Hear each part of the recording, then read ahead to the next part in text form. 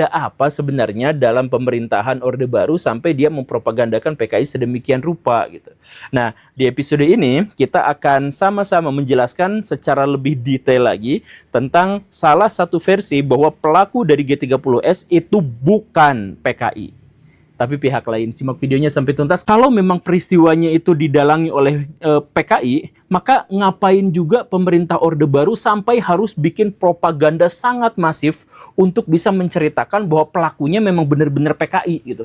Kenapa sampai propagandanya itu setahun sekali harus nonton peristiwa G30S setiap malam, padahal itu kan gore banget gitu ya. Tapi itu wajib ditonton sama anak-anak kecil misalkan, sama orang-orang di Indonesia. Kenapa propagandanya harus seperti itu?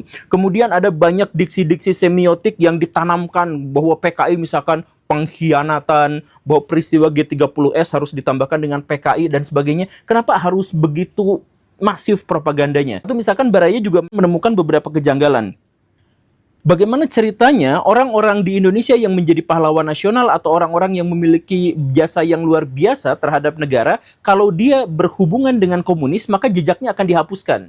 Misalkan peristiwa Rengas Dengklok, itu kan ada peran Aidit di situ. Kenapa Aiditnya dihilangkan dalam peristiwa Rengas Dengklok?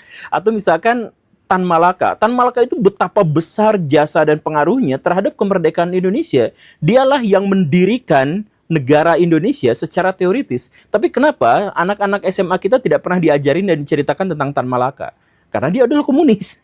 Atau misalkan kita juga tidak ngeh gitu bahwa sebenarnya Soekarno dan Hatta itu sangat dekat dengan ide-ide komunis. Soekarno dengan gotong royongnya dan Hatta dengan kooperasinya itu hanya bisa kita pahami kalau kita memahami komunisme dan sosialisme.